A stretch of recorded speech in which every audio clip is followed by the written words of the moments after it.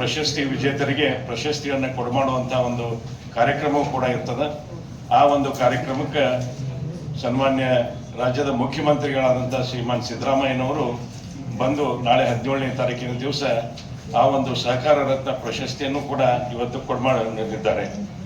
ಇವತ್ತೇನು ನಾವು ಬಾಗಲಕೋಟೆ ಜಿಲ್ಲೆಯಲ್ಲಿ ಈ ವರ್ಷ ಆ ಒಂದು ಕಾರ್ಯಕ್ರಮವನ್ನು ಮಾಡುವಂಥ ಅವಕಾಶವನ್ನು ಇವತ್ತು ನಮ್ಮ ಬಾಗಲಕೋಟೆ DCC ಬ್ಯಾಂಕು ಸಹಯೋಗದಲ್ಲಿ, ಅದರ ಜೊತೆಗೆ ನಮ್ಮ ಕರ್ನಾಟಕ ರಾಜ್ಯ ಸಹಕಾರ ಮಹಾಮಂಡಳ ಹಾಗೂ ಬೆಂಗಳೂರಲ್ಲಿ ಇರ್ತಕ್ಕಂಥ ರಾಜ್ಯ ಅಪೆಕ್ಸ್ ಬ್ಯಾಂಕು, ಈ 3 ಸಂಸ್ಥೆಗಳ ಸಹಯೋಗದಲ್ಲಿ ಈ ಕಾರ್ಯಕ್ರಮ ಇವತ್ತು ನಾವು ಇಲ್ಲಿ ಬಾಗಲಕೋಟೆಯಲ್ಲಿ ಮಾಡ್ತಾ ಇದ್ದೀವಿ.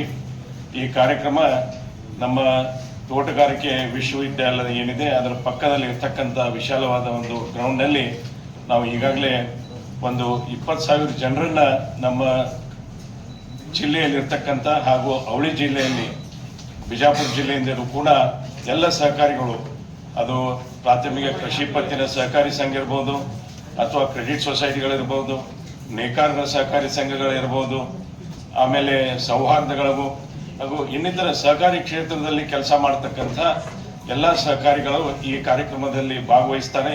ಈ ಕಾರ್ಯಕ್ರಮದಲ್ಲಿ ಕನಿಷ್ಠ ಒಂದು 20,000 ಜನ ಸಹಕಾರಿಗಳು ಅವಳಿ ಜಿಲ್ಲೆಗಳಿಂದ ಭಾಗವಹಿಸುವಂತ ಒಂದು ನಿರೀಕ್ಷೆಯನ್ನು ನಾವು ಮಾಡಿದ್ದೀವಿ. ಆ ನಿಟ್ಟಿನಲ್ಲಿ ಈಗಾಗಲೇ ಎಲ್ಲ ರೀತಿಯ ವ್ಯವಸ್ಥೆಗಳನ್ನು ಕೂಡ ನಾವು ಮಾಡಿಕೊಂಡಿದ್ದೀವಿ. ಈ ಒಂದು ಕಾರ್ಯಕ್ರಮಕ್ಕೆ ಉದ್ಘಾಟನೆಯನ್ನ ನಮ್ಮ ಸನ್ಮಾನ್ಯ ಮುಖ್ಯಮಂತ್ರಿಗಳಾದಂಥ ಸಿದ್ದರಾಮಯ್ಯನವರು ಕಾರ್ಯಕ್ರಮವನ್ನು ಉದ್ಘಾಟನೆ ಮಾಡ್ತಾರೆ.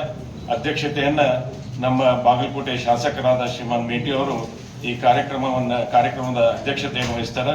ಅದರ ಜೊತೆಗೆ ಸಹಕಾರ ಸಚಿವರಾದಂಥ ಸನ್ಮಾನ್ಯ ಶ್ರೀ KM ರಾಜಣ್ಣವರು ಕೂಡ ಆಗಮಿಸ್ತಾ ಇದ್ದಾರೆ. ಅವರ ಜೊತೆಗೆ ನಮ್ಮ ನೆರೆ ಜಿಲ್ಲೆಯ ಸಚಿವರಾದಂಥ ಶ್ರೀ ಶಿವಾನಂದ ಪಾಟೀಲರು ಈ ಕಾರ್ಯಕ್ರಮದಲ್ಲಿ ಭಾಗವಹಿಸ್ತಾರೆ. ಆಮೇಲೆ ನಮ್ಮ ರಾಜ್ಯ ಮಹಾಮಂಡಳದ ಅಧ್ಯಕ್ಷರಾದಂಥ ಸಚಿವರು ಮಾಜಿ ಮಂತ್ರಿಗಳಾದಂಥ ಶ್ರೀ GT ದೇವೇಗೌಡರು ಕೂಡ ಈ ಕಾರ್ಯಕ್ರಮದಲ್ಲಿ ಭಾಗವಹಿಸ್ತಾರೆ.